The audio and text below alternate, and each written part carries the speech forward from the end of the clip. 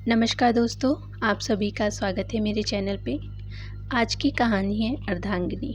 तो चलिए कहानी स्टार्ट करती हूँ। कक्षा अध्यापिका ने सांची की फर्स्ट रैंक की बधाई देते हुए रिपोर्ट कार्ड पकड़ाया तो मैं खुशी से झूम उठी, पर उसके पापा का उत्साह तो देखते ही बनता था। सांची को कंधों पर बिठाकर वे तो भांगड़ा ही करने लगे थे। आसपास बैठी सारी अध्यापिकाएं और अभिभावक हमें देखकर मुस्कुरा रहे थे। कुछ तालियां भी बजाने लगे थे। मैंने संकुचाते हुए मुकुल को मुख्य द्वार की ओर खींचना आरंभ किया। सब देख रहे हैं, बेटी HKG में ही फर्स्ट आई है, कोई IIT टॉप नहीं कर लिया है। अरे वो भी कर लेगी। मुकुल का उत्साह कम होने का नाम नहीं ले रहा था। मैं भी यह सोचकर मुस्कुरा रही थी कि हो लेने दो खुश। हम मध्यवर्गीय लोगों की ज़िंदगी में ये छोटी छोटी खुशियाँ ही तो रस खोलती हैं। बच्चे अच्छे नंबर ले आए, किसी इनामी कूपन में 500 1000 का पुरस्कार निकल आए, पेट्रोल भरवाने जाएं और पता चला वह सस्ता हो गया। और यही छोटी छोटी खुशियाँ यदि अप्रत्याशित हो तो आनंद दोगुनी चौगुनी हो जाता है। अच्छा, मेरी रानी बिटिया को क्या प्राइज़ चाहिए? सांची को कंधे से उतारकर स्कूटी पर आगे खड़ा करते हुए मुकुल ने उत्साह से पूछा तो मेरा माथा ठनक गया। आंखों के सामने सांची के खिलौने का ढेर आकर खड़ा हुआ। कहीं से एक नई बॉबी डॉल फुदकती हुई आई और इठलाकर उस ढेर पर बैठ गई। खिलौने, विशेषकर गुड़िया की शौकीन सांची के पास लगभग 25-30 गुड़िया एकत्रित हो चुकी थी। हर गुड़िया, चाहे वह किसी भी अवस्था में हो, लूली, लंगड़ी, अंधी, कानी, सांची की दुलारी थी।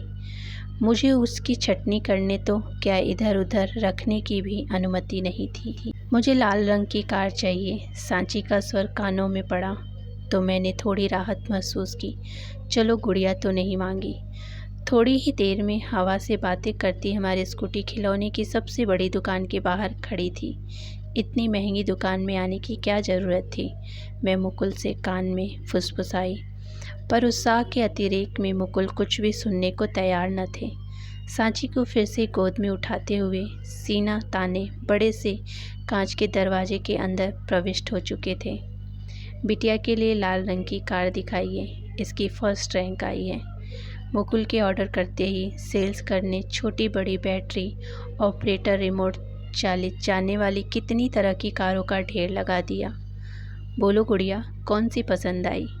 सेल्स करने दुलार से पूछा। सांची पापा की ओर पलटी। ये वाली नहीं, बड़ी वाली लाल कार जैसे मिश्रा अंकल के पास है। मुकुल का चेहरा फक पड़ गया था, मानो खूब फूले गुब्बारे से अचानक किसी ने हवा निकाल दी हो।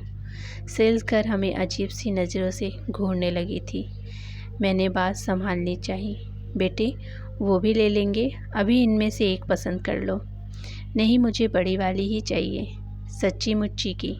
सांची ठुनकने लगी तो मुकुल उसे समझाते हुए बाहर ले जाने लगे। मैं भी सेल्स कर से क्षमा याचना कर बाहर निकल आई। सांची का ठुमकना रुदन में तब्दील हो चुका था। किसी तरह मैंने उसे गोद में लिया और घर की राह पकड़ी। घर आने तक उत्साह का बुलबुला फुस हो चुका था। मुझे सांची से ज़्यादा मुकुल पर गुस्सा आ रहा था। वह तो बच्ची है, पर इन्हें क्या ज़रूरत थी इतना अति उत्साहित होने की। अभी कुछ कहूँगी तो फिर उनका वही प्रायश्चित वाला आलाप आरंभ हो जाएगा। मैं खून का घूंट पीकर रह गई थी। लेकिन कुछ दिनों बाद अति उत्साहित मुकुल ने जब बताया कि प्लॉट खरीदने के लिए जमा पैसे से उन्होंने लाल रंग की कार, बड़ी सी कार बुक करवा ली है, तो मैं गुस्से में आग बबूला हो गई थी। पर मुकुल अविचलित बने रहें और अपना वही प्रायश्चित वाला आलाप दोहराने लगे। तुम तो सब कुछ जानती हो, मेरे उस घोर अपराध का यह छोटा सा प्रायश्चित ही मान लो। बड़ी होती सांची भी अब पापा की यह कमज़ोर नस समझने लगी थी, इसीलिए अपनी समस्त उचित अनुचित मांगे वह पापा से ही पूरी करवाने लगी थी। स्कूल के प्रोग्राम में उसे सिंड्रेला का पार्ट करना था, तो उसने चुपके से पापा से सिंड्रेला जैसी ड्रेस, जूते, वैसा ही हेयर कट और मेकअप की फरमाइश कर दी। दिल से मजबूर पापा ने हामी भर दी। 10,000 से ऊपर का बिल देखकर मेरा पारा चढ़ गया था। लेकिन मुकुल के सदाबहार प्रायश्चित वाले डायलॉग के आगे मुझे मौन साधना पड़ा। मुकुल के विचारों से सहमत न होते हुए भी अक्सर मैं यह सोचकर मौन साध लेती थी कि बेटी की नज़रों में पापा का सम्मान बना रहे। यदि उसे वह सब पता चल गया तो पिता की क्या इज्जत रह जाएगी बेटी की नज़रों में। नहीं नहीं, ऐसा कभी नहीं होगा, मैं होने ही नहीं दूंगी। अतीत की सोच ने मन भारी कर दिया। यह तब की बात है जब सांची मेरे पेट में थी। मुकुल ने मेरी देखभाल में कोई कसर नहीं छोड़ रखी थी। मैं उनका प्यार देखकर अभिभूत थी। अजन्मे बच्चे को लेकर स्वाभाविक ही है। हम पति पत्नी के मध्य ढेर वार्तालाप चलता रहता था। मुकुल को हमेशा हम अपने बेटे का यह नाम रखेंगे, उसका वह एडमिशन करवाएंगे, उसे यह बनाएंगे, वह पढ़ाएंगे जैसी बातें करते देखकर मैंने एक दिन उन्हें टोक दिया था। आप इतने विश्वास से कैसे कह सकते हैं कि बेटा ही होगा? बेटी भी तो हो सकती है। सवाल ही नहीं उठता। हमारे खानदान में आज तक पहली संतान लड़का ही पैदा हुई है। मुकुल ने अपने दादा परदादा और उससे भी आगे की पीढ़ियां तक के उदाहरण गिनवा दिए थे। तब तो इस बार यह रिकॉर्ड टूटने वाला था। पक्का बेटी ही होगी। मैंने मस्खरी की थी, लेकिन मुकुल गंभीर हो उठे थे। मजाक में भी ऐसी बात मत कहना। मैं अपनी खानदानी परंपरा के विरुद्ध नहीं जा सकता। मैं उनका रूप भांप घबरा उठी थी। आप पढ़े लिखे होकर यह कैसी बचकानी बात कर रहे हैं? लड़का या लड़की होना क्या हमारे हाथ में है? मेडिकल साइंस इतनी प्रगति कर चुका है कि अब तो यह सचमुच हमारे हाथ में ही है। मैंने अपने एक परिचित डॉक्टर से बात कर ली है। हम कल ही जाकर लिंग परीक्षण करवा आएंगे। और लड़की हुई? मैंने सहमति से पूछा। आजकल के ज़माने में 1 या 2 बच्चे ही होते हैं। मैं कोई खतरा मोल नहीं लेना चाहती। क्या पता पहला ही आखिरी बच्चा हो, इसीलिए लड़का हुआ तो ही हम उसे जन्म देंगे, वरना सब कुछ मेरे ही मुंह से क्यों सुनना चाहती हो? तुम भी तो पढ़ी लिखी हो, इसीलिए अपनी निर्णय सुना रही हूँ। मैं कोई परीक्षण नहीं करवाऊंगी। मैं हर हाल में इस बच्चे को जन्म दूंगी, चाहे इसके लिए मुझे कोई कोर्ट ही क्यों न ले जाना पड़े। एक पल झिझकने के बाद मैंने अपना निर्णय सुना दिया था। न जाने कहाँ से उस वक्त मुझ में इतना साहस और बुद्धि आ गई थी। मेरे स्वर की दृढ़ता से मुकुल की जुबां पर ताला लगा दिया। मेरे प्रति बढ़ती उनकी अवहेलना और बेपरवाही भी मुझे अपने निश्चय से नहीं डिगा पाई। प्रसूति करवाने आई सासू माँ को भी जब मेरे निर्णय का पता चला तो वे खफा होकर उल्टे पैरों लौट गई। अपनों की बेरुखी मुझे तोड़ अवश्य चुकी थी, पर झुका नहीं सकी थी। जब प्रसव वेदना शुरू हुई तो मैंने फ़ोन करके कैब बुलानी चाहिए, लेकिन मुकुल मुझे गाड़ी में लाद कर अस्पताल ले गए। बेमन से ही सही, पर अंत तक साथ बने रहकर सारी औपचारिकताएं निभाते रहे। कहना मुश्किल था कि वह दिखावटी दुनियादारी थी, अजन्मी संतान ने लड़का होने की आस थी, या 4 बरस के मधुर दाम्पत्य संबंध का बचा हुआ खुचा असर था। पर मैं देख सकती थी कि मेरी असह्य प्रसव वेदना से उन्हें हिला दिया था।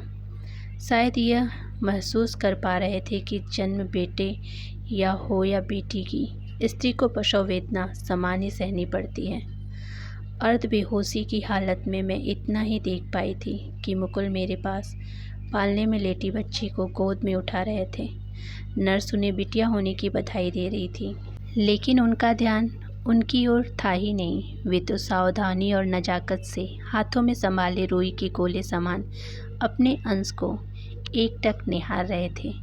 उसी समय उनकी आंखों से बहते प्यार और आत्मीयता ने मुझे सांची से सुरक्षित और विश्वसनीय हाथों में होने के सुकून से भर दिया था। मैं आत्मीनान से आंखें मूंदकर गहन निद्रा में डूब गई थी। इसमें कोई शक नहीं कि सांची के लालन पालन को लेकर मुकुल ने मेरे विश्वास को बनाए रखा, किंतु अपराध बोध से ग्रस्त उनका हृदय कभी कभी अति पर उतर आता। तब दुख को काबू में रखना मेरे लिए बहुत दुभर हो जाता। उम्र बढ़ने के साथ साथ सांची समझदार होती चली जा रही थी। इंजीनियरिंग की उच्च शिक्षा के लिए कॉलेज चयन की बात आई तो सांची ने एक सामान्य सा कॉलेज चुना। मैंने कारण पूछा तो उसका जवाब था, बाकी कॉलेजों की फ़ीस बहुत ज़्यादा है, फिर हॉस्टल आदि के भी खर्चे होंगे। बेकार इतने पैसे खर्च करने से क्या फ़ायदा, डिग्री ही तो लेनी है। नहीं साची, मैं तुम्हारी राय से असहमत हूँ। एक एजुकेशन लोन लेने और अच्छे प्रतिष्ठित कॉलेज में तुम्हारा एडमिशन करवाएंगे ताकि अच्छी नौकरी पाकर आर्थिक रूप से भी तुम्हारा भविष्य सुरक्षित हो सके। मुकुल विस्तापारित नेत्रों से मुझे ताक रहे थे। हमेशा पति पर अपव्ययी होने और सांची को बिगाड़ने का आरोप लगाने वाली पत्नी का एक नया ही रूप उनके सम्मुख था। सांची के जाने की तैयारियां में हमने अपनी आपसी मतभेद ताक पर रखने के लिए जमकर खरीदारी थी ताकि अनजान जगह पर उसे कोई असुविधा न हो। दिल को मजबूत करते छुप छुप कर आंसू पोंछते वह समय भी निकल गया। मुकुल की कमजोरी से वाकिफ मैंने उसे सख्त हिदायत दे दी थी कि सांची को हॉस्टल छोड़ते वक्त वे जरा भी कमज़ोर न पड़े, वरना सांची भी कमज़ोर पड़ जाएगी। हम तो फिर भी दो हैं, पर उस बेचारी के लिए अकेले खुद को संभालना भारी हो जाएगा। मुकुल ने कलेजे पर पत्थर रखकर मेरी हिदायत का पालन किया। अंत तक हम सांची के सम्मुख सामान्य बने रहें, उसे हिदायत देते रहें जिससे वह भी सामान्य बनी रहे। लौटकर घर में घुसते ही घर व्यवस्थित करने में जुट गए। दबी दबी सिसकियों की आवाज़ सुनाई दी तो मैंने चौंक कर मुकुल की ओर पलटी। एकाएक मानो लावा फूटकर बाहर निकल आया हो। मुकुल मेरे कंधे पर सिर रखकर फूट फूट कर रो पड़े। मैं बुरी तरह घबरा उठी। क्या हुआ? आपकी तबीयत तो ठीक है ना? कहीं कुछ हो तो नहीं गया? मैं बेचैनी से उनके हाथ पैर सीना टटोलने लगी। आपको मेरी कसम, आप ठीक तो हैं ना? सांची को याद करके रो रहे हैं या कोई और बात है? मुकुल कुछ भी बोलने की स्थिति में नहीं थे, पर इशारे से उन्होंने मुझे आश्वस्त कर दिया था कि वे ठीक हैं। मेरी सांस में सांस आई। दुनिया व्यर्थी स्त्री को अति संवेदनशील कहकर बदनाम करती है। इंसान और संवेदना का तो चोली दामन का साथ है, उसमें पुरुष या स्त्री होना भला कहाँ की बात आती है। सांची से आपका इतना जुड़ाव कभी कभी मुझे बेहतर डरा देता है। मैंने उसके कंधे संभालते हुए उन्हें सांत्वना देने का प्रयास किया। क्या करूं, उसके प्रति जो घोर अपराध मुझसे होने वाला था, उसका अपराध बोध हर वक्त कचोटता रहता है मुझे बदले में छोटे छोटे प्रायश्चित। मुकुल अपना हमेशा वाला संवाद दोहराने को तत्पर थे, पर आज मैं चुप नहीं रह पाई। सारी सहानुभूति 1 मिनट में ही हवा हो गई। बरसों का संचित आक्रोश जुबां पर आ ही गया। माफ़ कीजिएगा मिस्टर मुकुल, आप बहुत बड़ी गलतफहमी में जी रहे हैं। आप कोई प्रायश्चित नहीं कर रहे हैं। सांची के लिए आपने जो किया है या कर रहे हैं, वो एक स्नेही पिता का मजबूर दिल आपसे करवा रहा है, और किसी भी पिता के लिए यह सब करना बहुत स्वाभाविक है। अपने बच्चे पर पैसा और प्यार लुटाकर आप कोई महान काम नहीं कर रहे हैं, और न ही यह कोई प्रायश्चित है। यह तो कोई भी कर सकता है। बड़ी बात तो तब है जब आप यह सब दूसरे बच्चों पर लुटाएं। तुम्हारा मतलब है अनाथ आश्रम में चंदा देने से? नहीं, वह भी हर कोई कर सकता है। आजकल लोगों के पास धन की कमी नहीं। तो तुम मुझसे प्रायश्चित के तौर पर क्या अपेक्षा रखती हो? वैसे तो आपका प्रायश्चित उसी दिन पूरा हो गया था जब आप स्नेह और आत्मीयता से वशीभूत आपने उसे गोद में उठाया था और उसमें अपना प्रतिरूप पाकर भरपूर लाड से उसे चूमा था। फिर भी यदि आप प्रायश्चित के तौर पर कुछ करना चाहते हैं तो मेरे दिमाग में बहुत समय से एक बात है। आजकल लोगों के पास धन से ज़्यादा समय की कमी है। यदि आप अपना कुछ समय अनाथ बच्चों को दें, उन्हें पढ़ाएं, उनके संग खेलें, उनसे बातें करें, तो मेरी नज़र में वह ज़्यादा बड़ी बात है, और आपके लिए सच्चा प्रायश्चित भी। और हाँ, इस सत्कार्य में मैं भी आपके साथ कदम से कदम मिलाकर चलना चाहूँगी। तुम सही अर्थों में मेरी अर्धांगिनी हो, न केवल सही राह दिखाने वाली, वरन उस राह पर साथ चलने वाली भी। मुकुल ने गर्व से मेरा मस्तक चूम लिया तो मैं खुशी से आत्मविभोर हो उठी। तो ये थी छोटी सी कहानी अर्धांगिनी। कहानी कैसी लगी कमेंट बॉक्स में कमेंट करके ज़रूर बताइएगा। वीडियो पसंद आई हो तो लाइक, शेयर और चैनल को सब्सक्राइब जरूर कीजिएगा। धन्यवाद।